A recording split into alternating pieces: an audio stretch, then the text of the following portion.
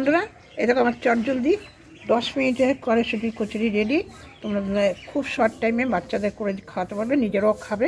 কড়াইশুঁটিগুলো ছাড়িয়ে নিচ্ছি, তারপরে আবার দেখা হচ্ছে।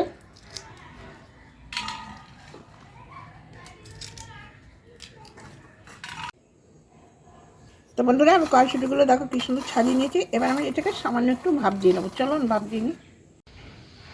এবার আমি দেখো কড়াইশুঁটিগুলো সামান্য একটু ভাপ দিয়ে নিয়েছি। এবার আমি এটাকে শিলে পিষে নেবো। এর সঙ্গে আমি একটা কাঁচা লঙ্কা দিয়ে দিয়েছি।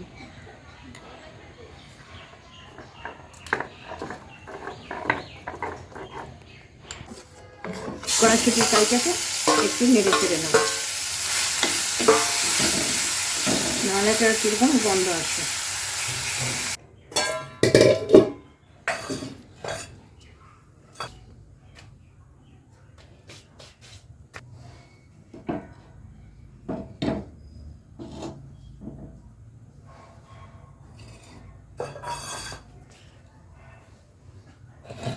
এবার আমি তেল গরম হয়ে গেছে, এবার আমি কচুরি ছেড়ে দিলাম।